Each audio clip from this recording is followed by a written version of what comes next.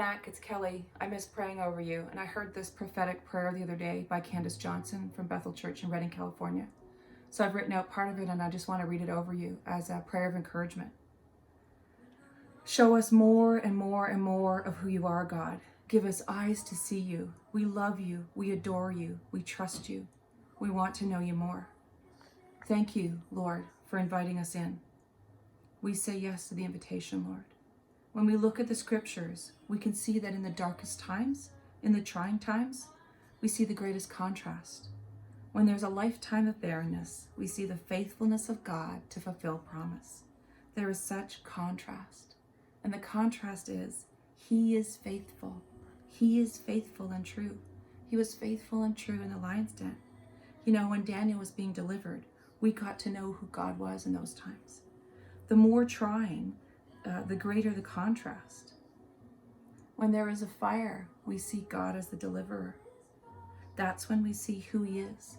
And when David faces a giant, we see a giant being defeated. We get to see a deliverer God, God our victory.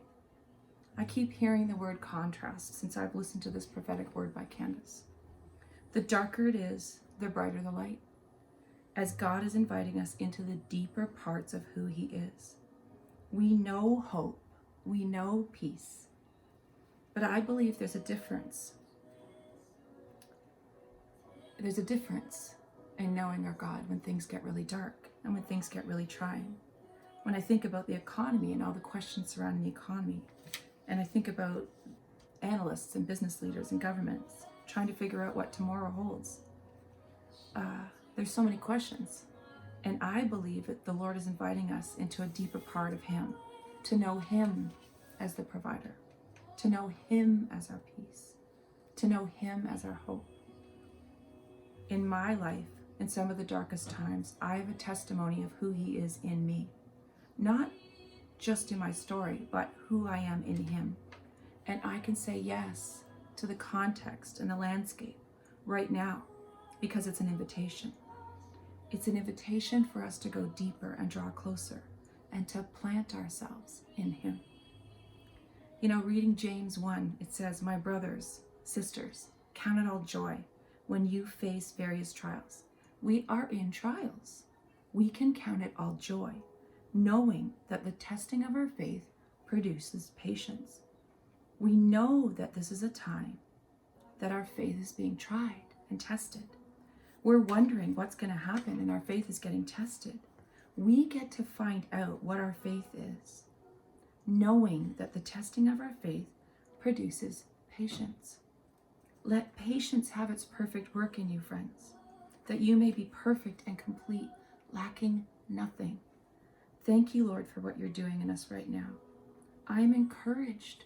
I have joy. With patience, we get to see who He is, not necessarily who we are. I don't control everything. He is my all in all. You are the one I trust in, God. I say yes to you, God. You're expanding us. You're taking us deeper. You're leading us. You're faithful. You're trustworthy. You are our deliverer. You are our victory. He is our hope. He is our peace. And we're going to see it more and more and more.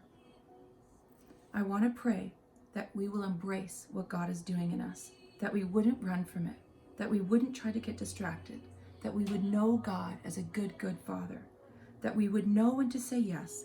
We would know that He wants to expand our patience and grow it in us. We want God to grow in us at this time.